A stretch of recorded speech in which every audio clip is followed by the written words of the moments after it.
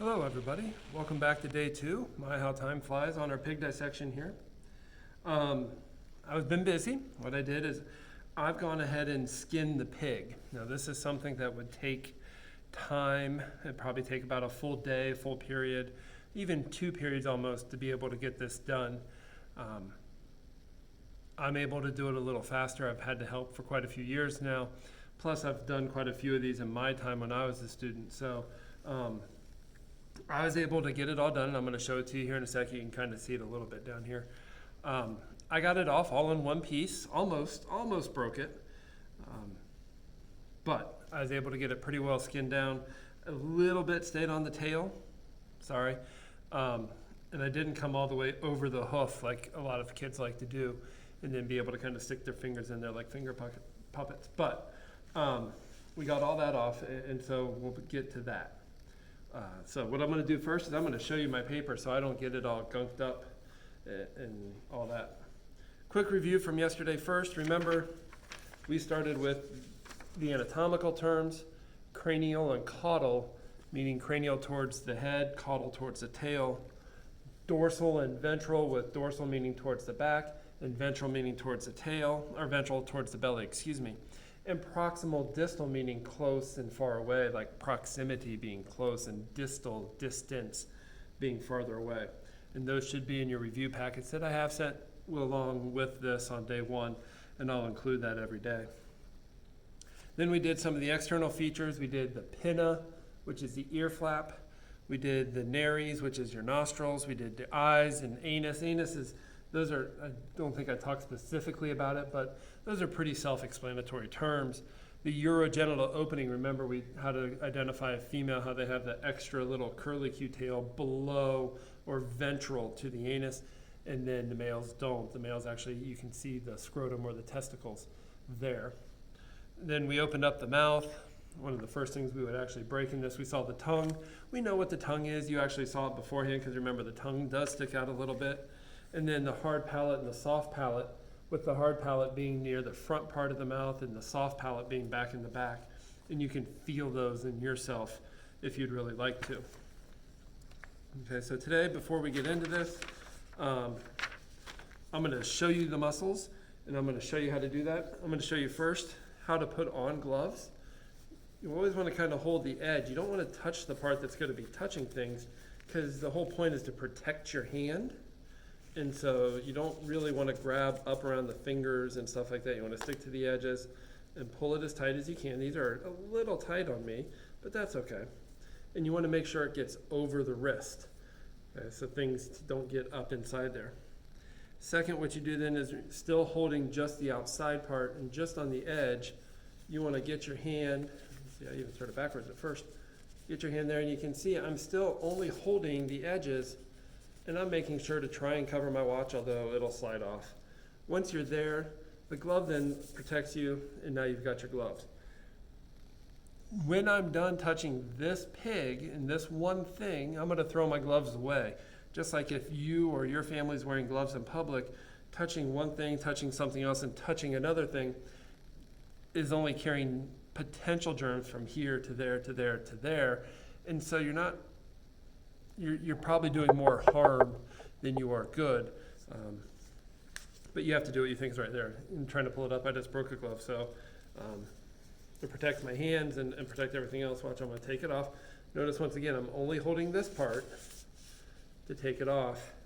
And then I have a trash can here next to me that I'm throwing stuff in. It's actually a pig bucket that I'll put our pig parts in as we dispose of them. So I'll put a new one on, try not to break this one. I got a few left here. We donated quite a few of them to the hospital that we had left over from previous years. So I'm still trying to get it there and tight, and we're good to go. Okay, before I touch the pig and get all slimy dirty, here are the muscles that we're going to talk about today. They are on your packet. They are there. I'm not really good at the screencastify magic stuff yet. So what the first thing I did, and I did this while we were off camera, you can see, I'm going to turn this now so you can see what we're doing here. There you go. Takes me off camera a little bit, which is fine. You can see that I got the skin all off in one piece. This would have been, you can see where there's arms and feet and stuff like that. But that's all the skin in one piece. Back in the day, they would have used this sort of stuff to make the footballs with. Like I said, I kind of cut around the hoofs a little bit and all that good stuff. But everything is there in one piece, and so there's your pig skin. Like I said, I have a bucket that I'm keeping all my pig parts in right here next to me. So when you see me go off to the side, that's why I'm going off to the side. Touch, there you go. All right. So all of that is there, and I've cleaned up my work area. There's a lot of fluid around from the skinning and stuff like that, and that's all just preservative fluid. It's nothing dangerous or harmful. Okay. When we talk about the muscles, there's 1, 2, 3, 4, 5, 6, 7, 8 muscles that I'd really like you to know. Now, there's quite a few muscles in a pig, just as there are humans. There's about 600 muscles in humans. And while it's not quite that many in a pig, there's still quite a few. We're looking at mostly in groups of what we're looking for here. Okay, I'm going to start with the leg here. This is actually the ankle joint. When you look at it here, ankle, knee, hip. Okay, and you can't feel it. If you were here, I would actually have you put your finger on it, and you could feel the bone sort of roll over each other in the joint. So a pig actually walks up on its tippy toes. So here are the toes. Okay, you can see the hoofs there, the toes there, two there, two there. They only got 4. And then it's all the way up here is the ankle joint. So you can see its foot big like ours, but they walk up on it. Okay. So when we do this, you kind of have to feel where the joints are. So here's the ankle joint. You can see it moving a little bit there. Yeah, there you go. You can see it moving there. The knee is here. The knee doesn't bend a whole lot yet, but trust me, if you put your finger on it, you can actually feel the knee rotate. So the first muscle we're going to talk about is called the gastrocnemius. The gastrocnemius runs on the back of the leg from the ankle up towards the knee joint. That would be similar to the calf muscle in us. So if you're sitting, you can kind of do a calf raise your toes up and point your toes towards the ground like you're standing on your tippy toes. And you'll feel your calf muscle kind of constrict, and that's your calf muscle. You can reach down there, you can feel it. It should get pretty hard if you point your toes down really hard and all that. The next muscle I want you to know is called the semimembranosus. The semimembranosus runs from the back of the knee up to the hip joint along the back. Okay, so for us, that's the back of our leg, a bit above the knee, below the hip, and that's what we would call our hamstring. And that's where the name ham comes from. When you're eating ham, you're eating this part of the pig. Okay, think about it. A long bone gets a little bit skinny here, bigger up here. This meat, this muscle, and it's kind of under a little bit of fat right now, but this muscle right here will be ham in the future. Now, it's not a fully grown ham yet because it hasn't had to walk on them. It hasn't had to use those muscles. So these muscles are really, really weak because, like us, it's been floating in a sack of fluid, in that amniotic fluid. And therefore, it can't develop this muscle strength until it learns to walk on it. Our leg muscles are really strong because they've been carrying around 100 to 200 pounds of us for so long that it builds up muscle. So that would be the hamstring, and that's the ham if you go and buy a bone, like a big ham, or if you're going to the lunch meat counter or at Aldi's when you buy ham, lunch meat ham, it's this meat that's been cut off the bone and processed together in that loaf, and then they slice it off, and that's where we get our ham, our deli ham for our ham sandwiches and our subs and stuff like that from. Next is called the biceps femoris. So it's like the bicep, big muscles, right? Femoris comes from the word femur, meaning leg. The biceps femoris goes from the knee all the way back here to the hip. And this would be our quad muscle. Okay, so this is the front of the leg. It's there. It's really made up of 4 muscles in us, and it probably is in the pig too. We call it the quad instead of the vastus lateralis, the vastus medius, the vastus intermedius, and the biceps femoris. Those are the four muscles that make up the quad, or four in the top of our leg. And so really this is the top half of the ham bone. So when you get that big ham and the bones in the middle, the one side is the semimembranosus, or the hamstring muscle, and the top half is really four muscles, the quad muscle, but that's where we would find what's called the biceps femoris, and that is what we're eating. Okay, to give you that idea. As we come down around to the back, on the back side of the, oh no, I skipped that one this year. All right, between the ribs and the hip, sorry, I skipped one and we didn't need it, it's okay. On the back side of the hip here, between the rib cage, if you could, you would feel right here and you could see the rib cage coming down. You can kind of see the rib muscle right there. Down here to the hip muscle, if we pull the leg out of the way, down to here. And really all this area right here across the belly is called, this side is called the external oblique. And for us, this is what allows us to kind of turn sideways, okay, while we're sitting, or if we were twisting or doing something like that. And so that's what that muscle for us is for. What we do in a pig is this is what's going to be used to help make bacon. Okay. Bacon or pork belly, if you go to a restaurant that wants to sell you a high price bacon, it's called pork belly. It's the same thing. It's that fat and muscle mix right through here throughout the belly that they're going to cut and make the bacon out of. But once again, the muscles aren't developed because they haven't used them. And they will over time. They will absolutely use these over time. Sorry, I keep hitting the table and the tripod. And this is where our bacon's going to come from, is this area in the pig, just below the ribs, just above the hips, and right across the belly here. Okay, when we talk about the latissimus dorsi, the latissimus dorsi would be this muscle right underneath the front arm of the pig. So it's going to be right up in here. And this is going to be the top part of the ribs. You know, if you've ever had ribs, there's a part right near the bone, and then there's like an extra meaty part just above the bone right in here. And so that area right there is going to be part of the rib meat that we eat. For us, it'll come all the way down to about the 6th or 7th rib coming down along our back there. The trapezius is the neck muscle. I didn't do a super job cleaning this one out. Okay, so it's right here, just below the head and above the shoulder of the pig. And the shoulder's over here. So the trapezius is up here. For us, I want you to think like a trapezoid. It comes from our neck, goes down to our spine, out our shoulder, and diagonal back up. If you're into watching wrestling or bodybuilding or some of these really overlifting athletes, when they look like they have no neck because they have that big like triangle coming out of the side of their neck, this is the trapezius muscle right there that they've really built up.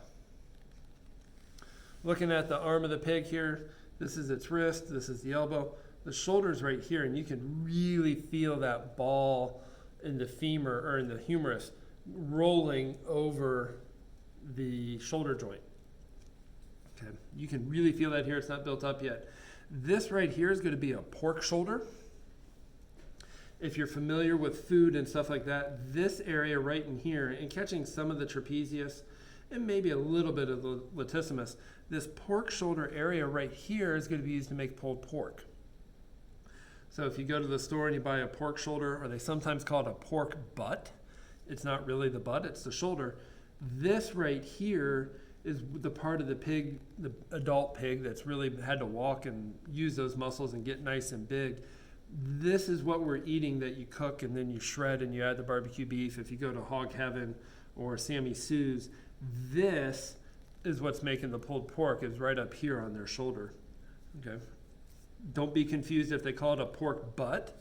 We're not talking down here on the butt. A pork butt is actually the shoulder.